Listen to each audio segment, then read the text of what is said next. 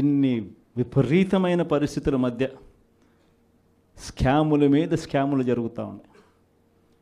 Liquor mafia, sand mafia, ప్రతి కాన్స్టిట్యున్సీలోనూ ప్రతి నియోజకవర్గంలోనూ పేకాట క్లబ్బులు. ఇవన్నీ కాక ఏ నియోజకవర్గంలో అయినా కానీ మీకు ఒక ఫ్యాక్టరీ ఉండి ఆ ఫ్యాక్టరీ నడుపుకోవాలన్నా, లేదా మీ నియోజకవర్గంలో ఏదైనా మీరు మైన్ ఉండి మైనింగ్ చేసుకోవాలన్నా, ఏది జరగాలన్నా కూడా ఎమ్మెల్యే దగ్గరికి వెళ్ళి ఎమ్మెల్యేకి డబ్బులు ఇస్తే తప్పు నుంచి ఈరోజు జరగని పరిస్థితి. ప్రతి విషయంలో కూడా నాకింత నీకింత అని ఎమ్మెల్యే దగ్గర నుంచి మొదలు పెడితే ముఖ్యమంత్రి దాకా పంచుకొని తీసుకుంటా ఉన్న పరిస్థితులు ఈరోజు కనిపిస్తూ ఉన్నాయి.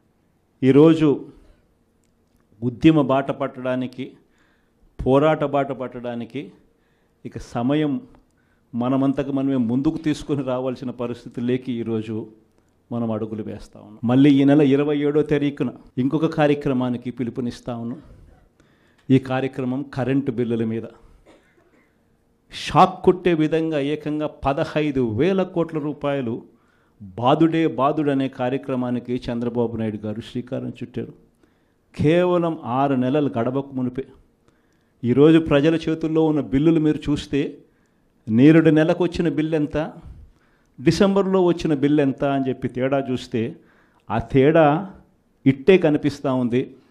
కనీసం ప్రతి బిల్లులోనూ కూడా విపరీతంగా నంబర్ కనిపిస్తూ, ఇది కూడా ఇంకా 15,000 పూర్తి బాధుడు కాదు, 6,000 కోట్ల బాధుడికే ఈ నెంబర్. ఇంకొక 9,000 కోట్ల రూపాయల బాధుడు ఈ నెల వేస్తూ ఉన్నాడు. అంటే రేపు నెల బిల్లులో ఇంకా 9,000 రూపాయల బాధుడు కూడా కనిపిస్తుంది.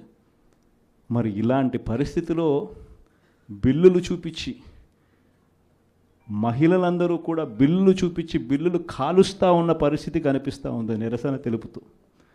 ఇలాంటి వారికి తోడుగా ఈసారి ఈ ప్రోగ్రాం నియోజకవర్గ స్థాయిలోకి వెళ్ళిపోతున్నాం.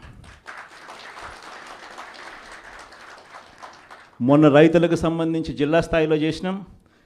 ఈసారి కరెంటు బిల్లులకు సంబంధించిన ప్రొటెస్ట్ కార్యక్రమం నియోజకవర్గ స్థాయిలోనే చేసే కార్యక్రమానికి ఈరోజు శ్రీకారం చుడతా ఉన్నాం.